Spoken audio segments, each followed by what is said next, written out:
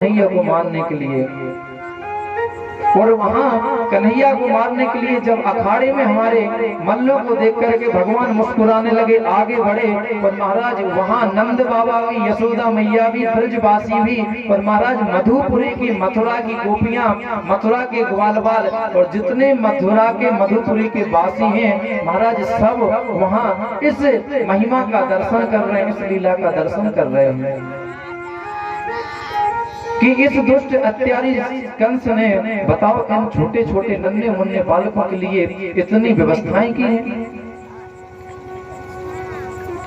और आज यहाँ सब चिंतन कर रहे हैं और कह रहे हैं, जाकी रही भावना जैसी, जाकी रही भावना जैसी,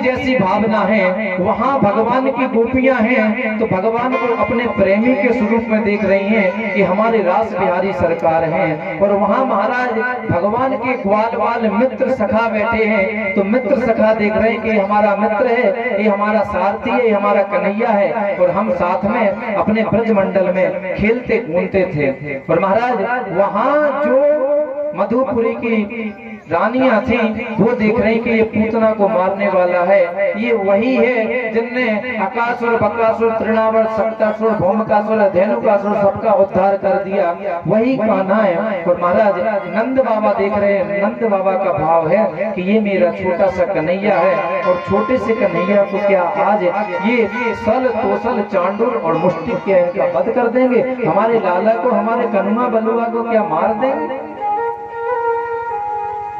तो महाराज ऐसे अपनी अपनी भावनाओं से सब देख रहे हैं। और कंस देख रहा है किस भावना से कि हमारा काल खड़ा है, ये हमारा काल है, और ये काल हमें मार देगा, और काल ये हमारा वध कर देगा।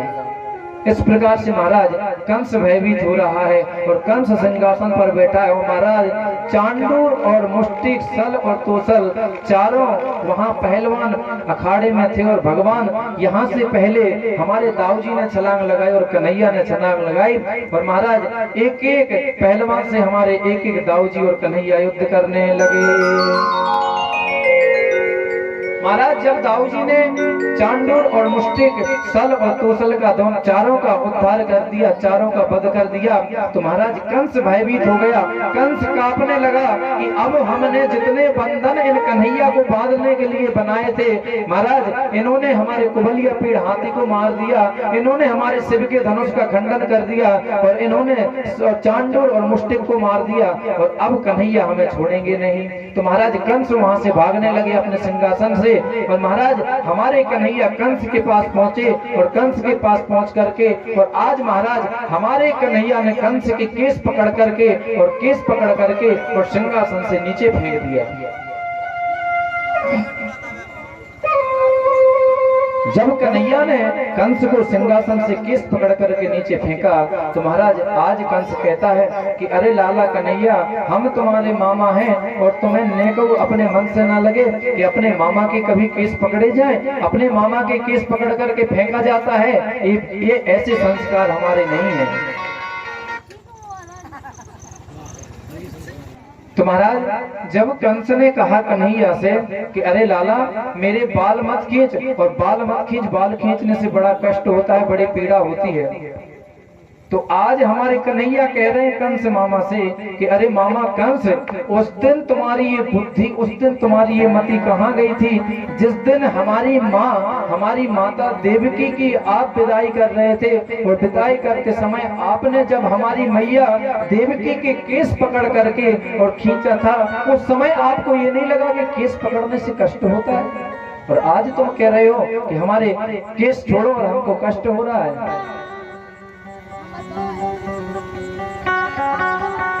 तो महाराज जब ऐसी कन्हैया की बातें कंस ने सुनी, और कंस को महाराज कन्हैया ने उठा पटक करके गोविंदाय नमो नमः कर दिया और कंस का वध कर दिया। बोले कंस मर्दन भगवान की जय। और इस प्रकार से तारा है सारा जमाना, श्याम हमको भी तारो, तारा